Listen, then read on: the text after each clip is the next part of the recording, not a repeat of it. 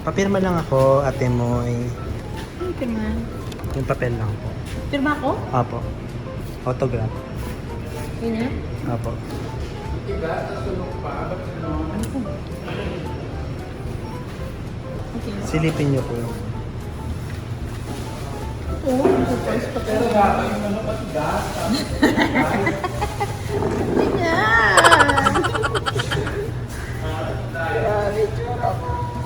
Kwentuhan niyo na. Ano po yan? Parang first IG post niyo na selfie. Sure? Oo, in-stock po kayo. Ito Tap- yung pinaka ano? Opo, tapos yung ayan po, yung first picture niyo ni Papa P sa IG mo. Ito yung first picture guys. Sa IG, opo.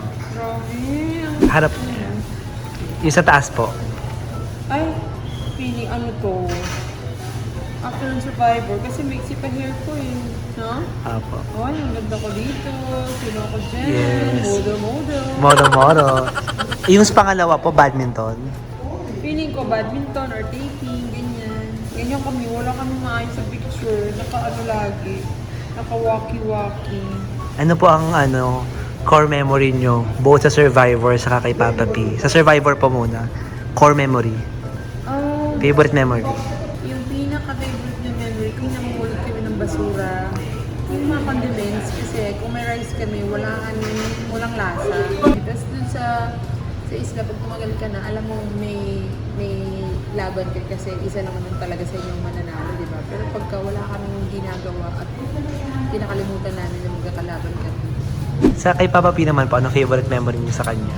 Ang favorite memory ko dito is, paano ba? Madami. Pero gusto ko yung sa taping. Pag sa taping kami, tapos kunyari nag-aantay ng setup, ganyan. Tapos nakaupo kunyari kami sa isang parang bench na gano'n. Ihiga siya dito. Siyempre, di ba? Nahiya ko kasi ihiga siya dito sa ano, hindi mo alam. Mabango ba ako? Ano ba ako? Ganyan. Yun. Sa Hawaii MFS ma'am, kamusta naman po kayo sa taping so far? Ang saya.